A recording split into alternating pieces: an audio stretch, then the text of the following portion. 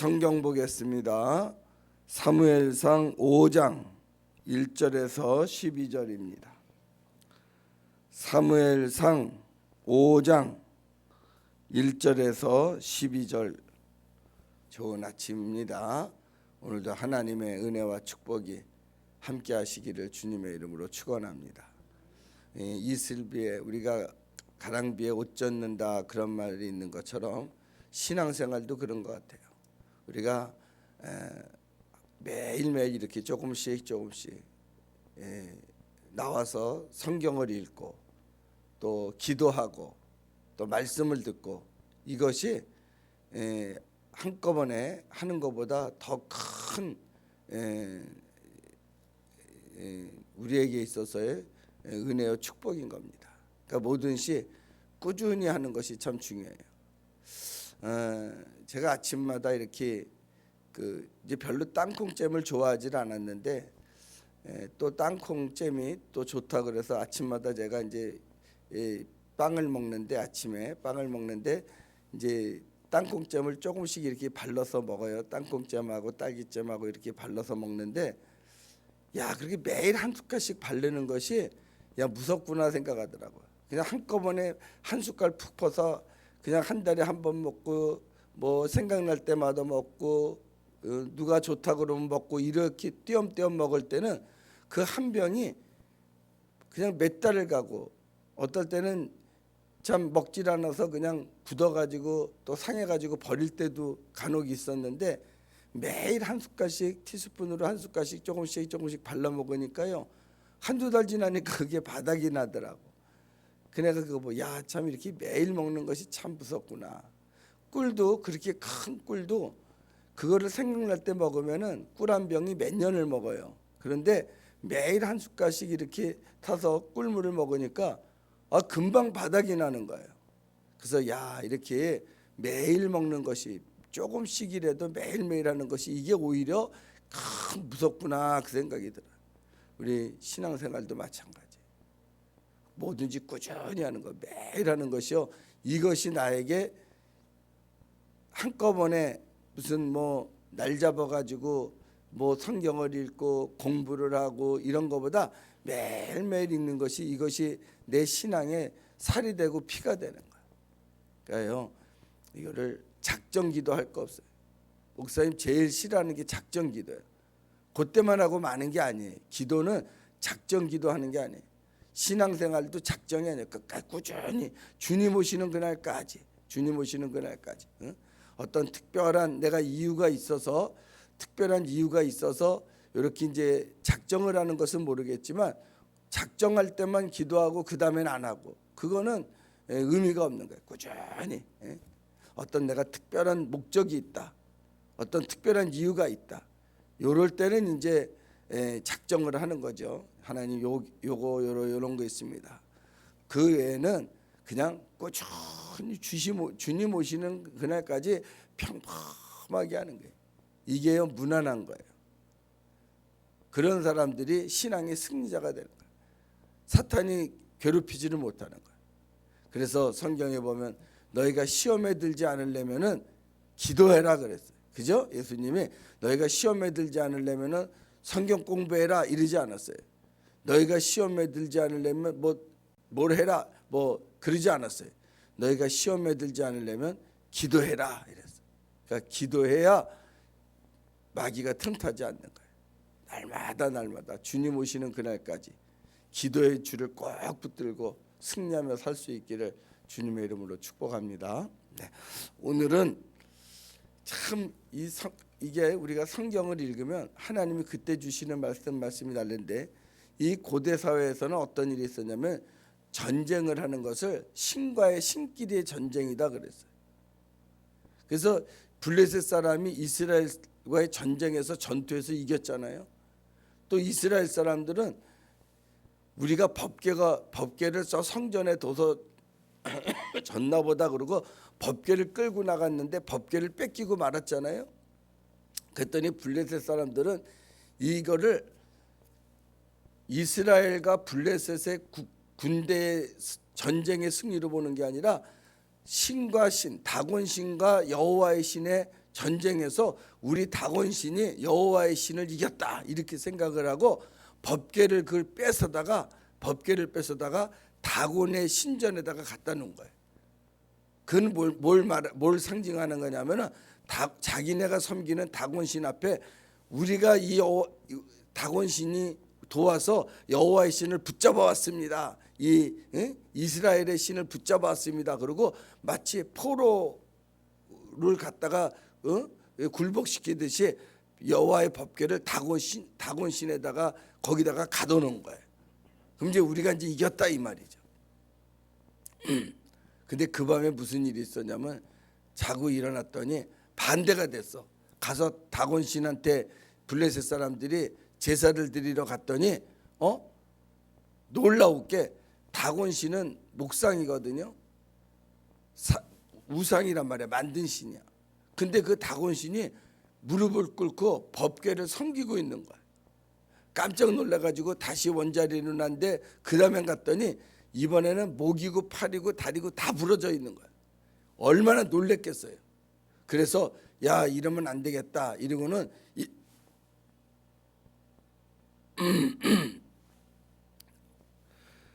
이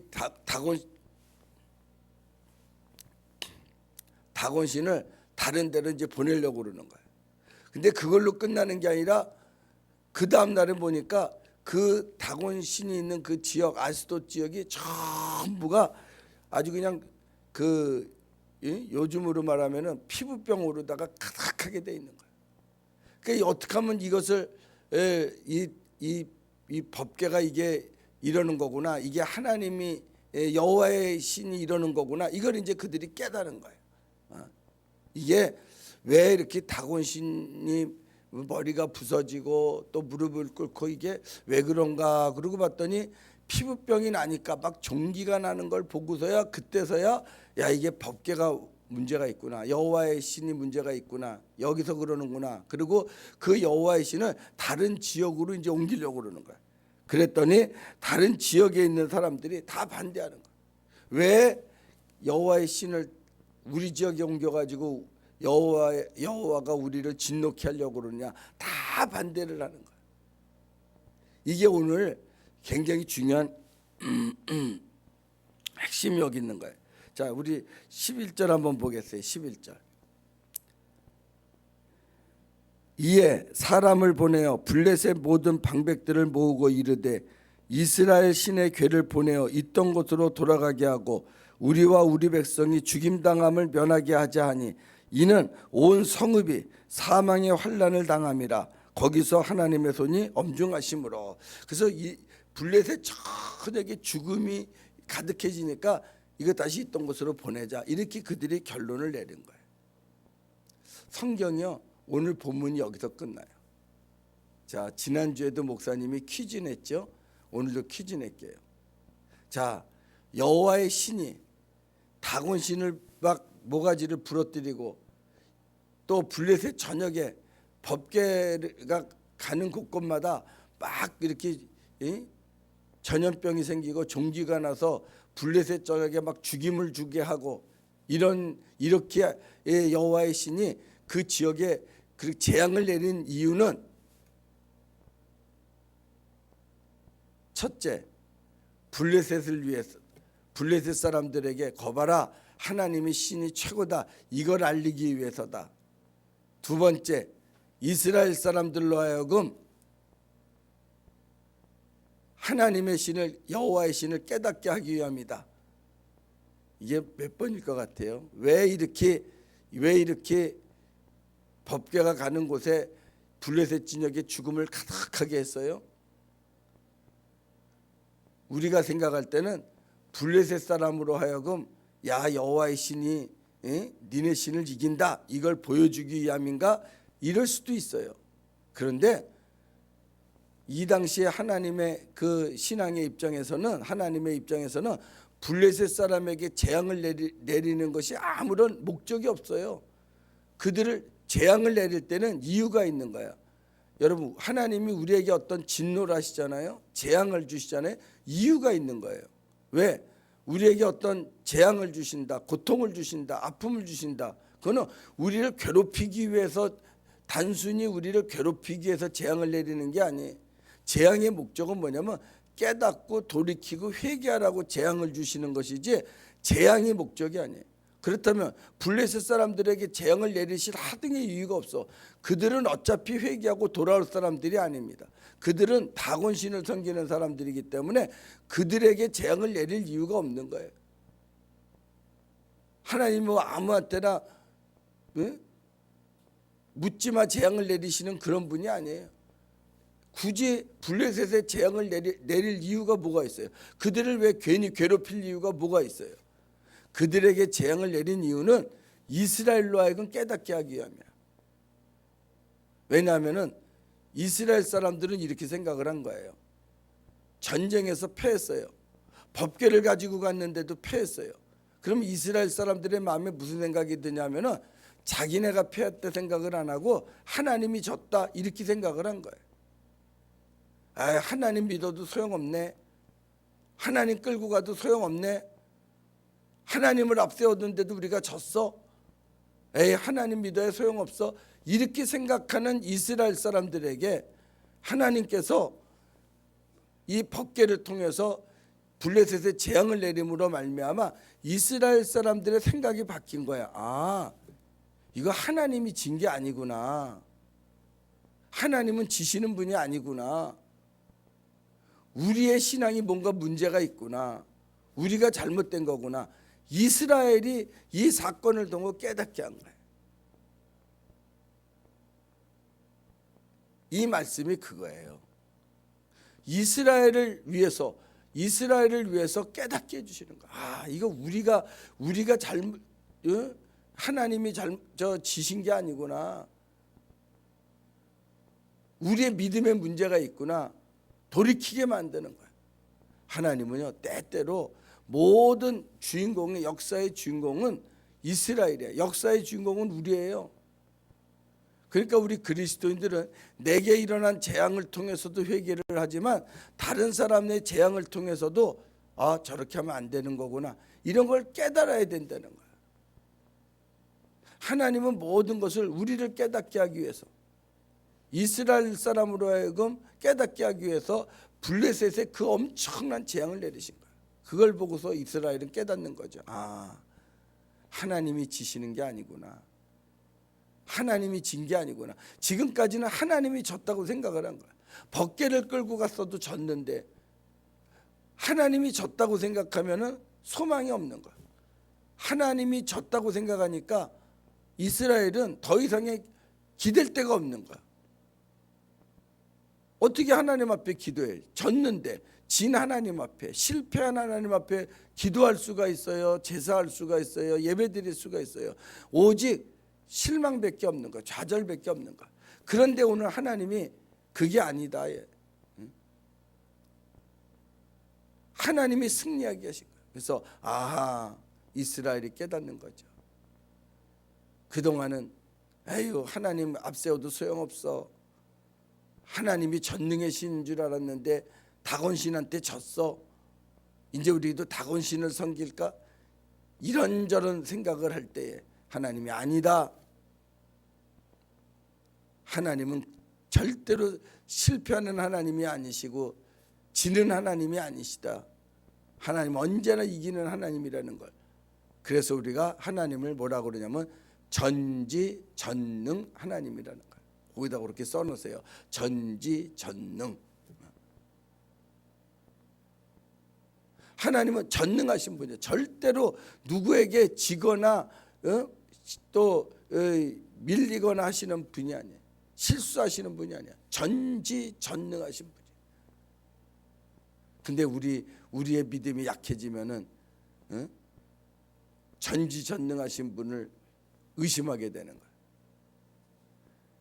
의심하게 되면은 그다음부터는 기도가 약해지는 거예요.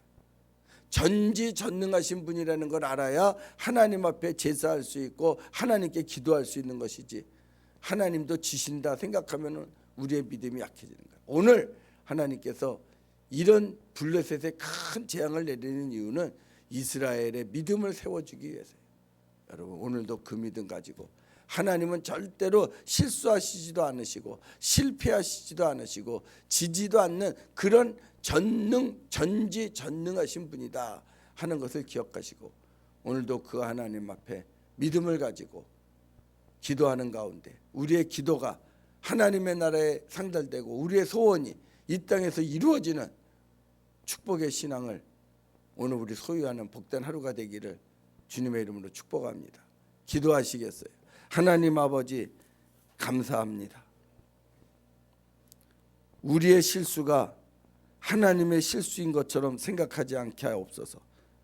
우리의 실패가 하나님의 실패인 것처럼 오해하지 않게 하여 주옵소서.